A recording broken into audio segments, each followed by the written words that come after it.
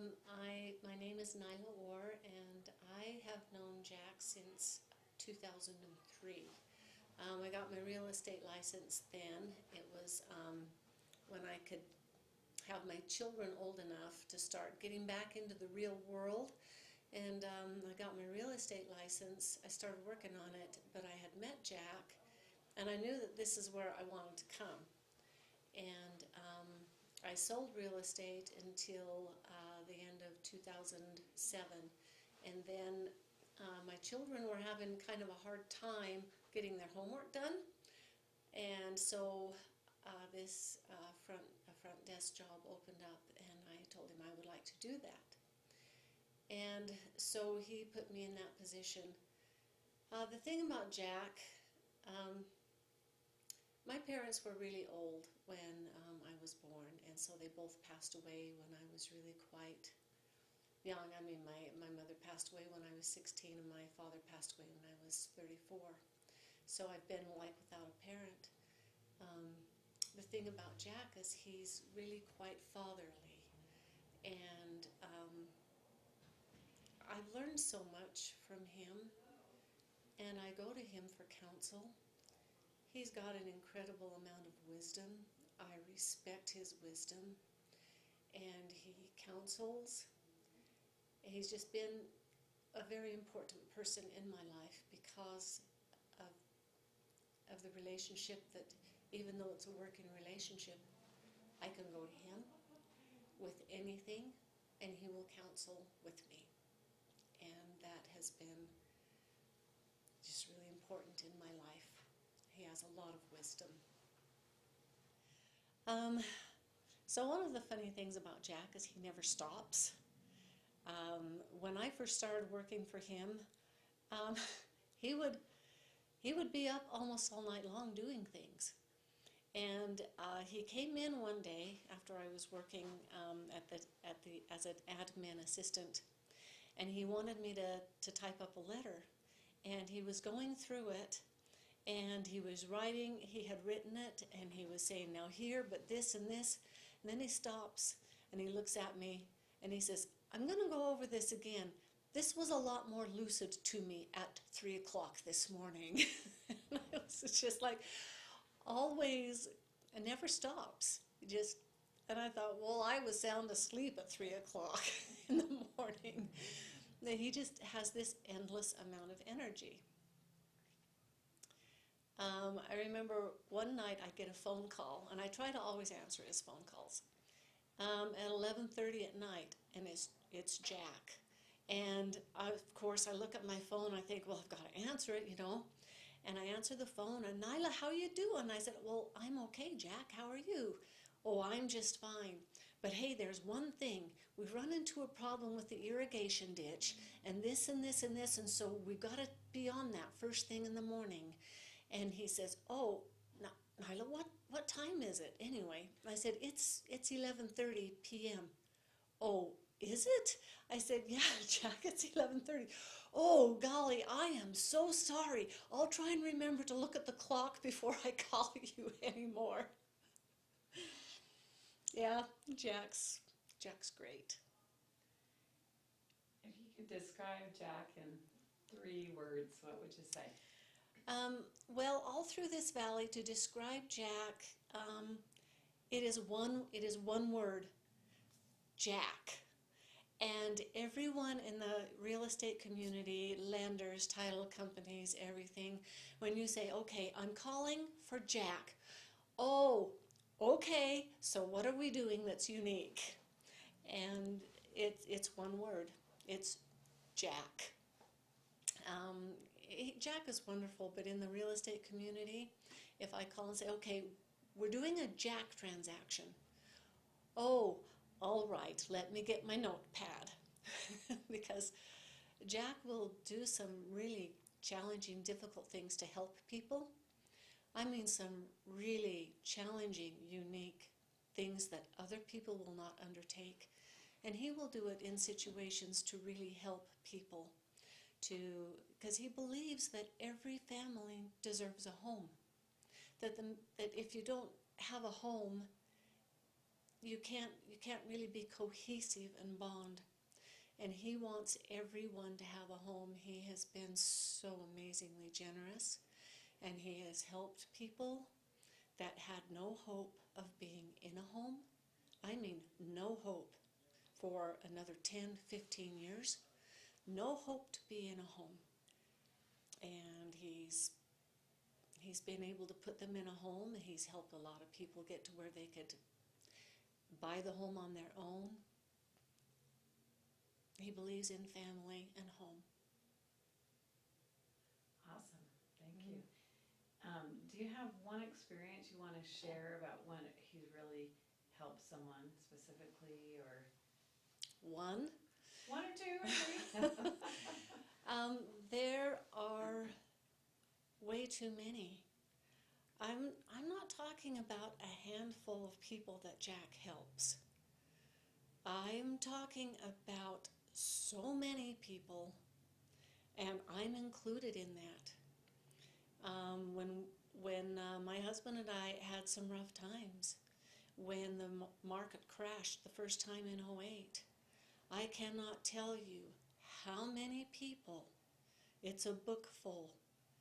It's just so many that he is constantly and still helping so many people. And you're talking about financially and in other ways. Right? And other ways. He's always interviewing people.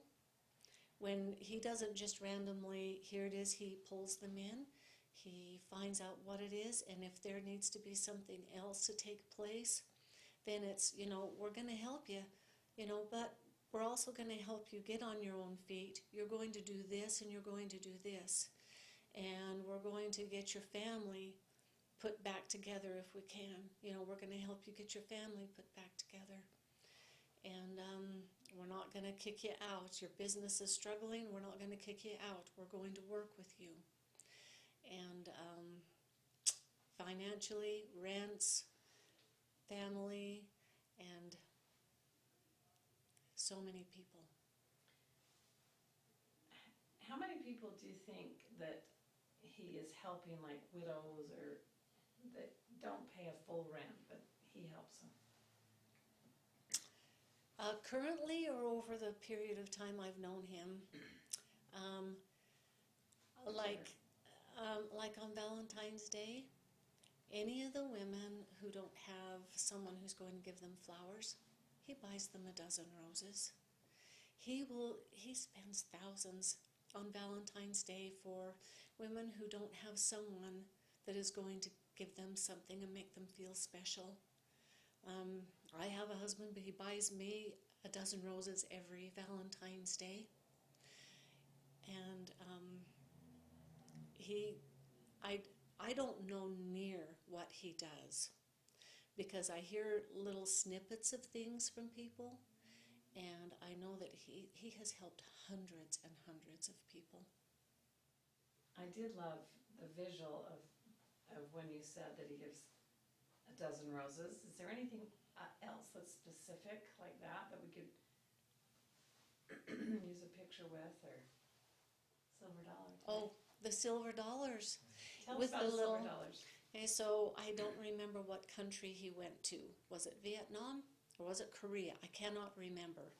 But every time that he and Charlotte would travel to a country, he would try to find some local person trying to make a living, and he would hook up with them and get something made. And so the one time he came back with these little wood slider things, put a silver dollar in it, and he had Century 21 on it. And it took months for that to get shipped here. But it came, and he has these little silver dollars, and he gives those out as just a generous gift. And those aren't cheap. Those are pretty cool. But he does that also when he would travel to countries like Vietnam, third world countries. He would take, I don't know, $1,000 or $2,000 $1 bills, and he would start giving them out on the corners. A little bit dangerous, I think, but he would start giving them to the kids. And he said pretty soon there would just be a horde of kids, and he knew that they were coming back, 2 or 3, but he also knew that those kids were taking home more money than a lot of those families would make in a month. And he would talk about it, and he just always had this sparkle in his eyes and a smile on his face. And a couple of times I know that police came and said, you have to stop. But everywhere he went, he tried to give out those $1 bills to the kids in these really poverty-stricken areas, because he knew that those kids were taking home more than the parents would have in a month, or maybe 2 or 3.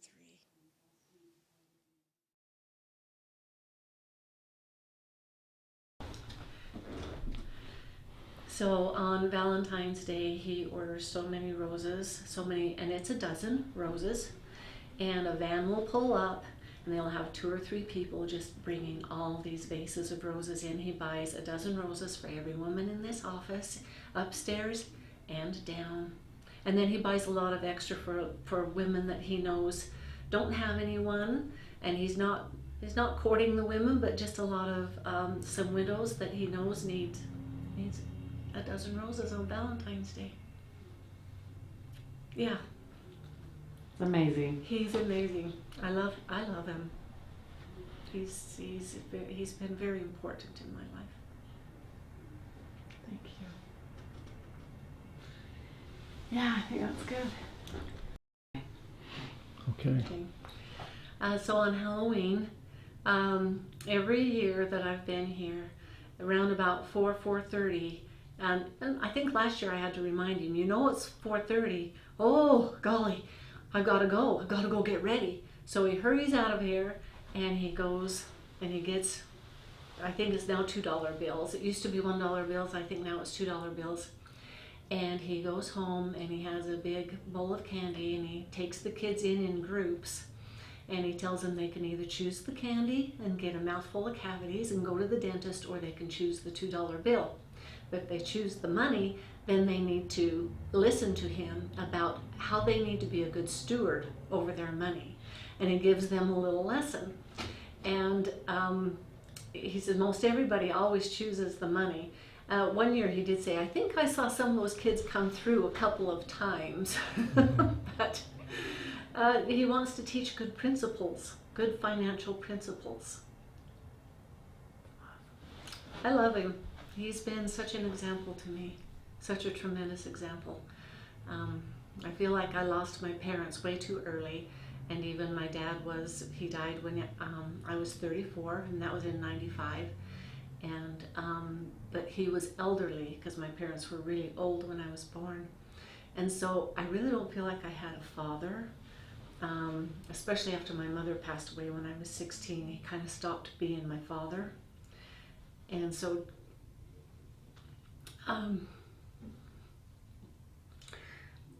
Jack has been that father figure for me.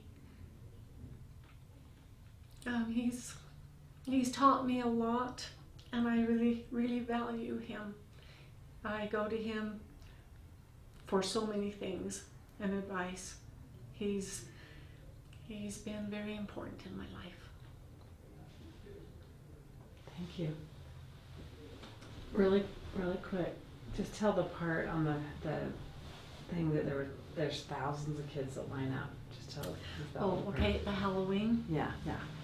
So on Halloween, when he's there, he says that the kids, even on cold Halloweens, there's so many kids that come to his house, and kids that have heard about him from kids here that are out of town that have come to trick or treat with their cousins. But the line will go down his driveway into the houses, into the street, down to the houses. Just so many kids lining up, just waiting for their for their money, and they get their lesson. Awesome. Thank you. Mm.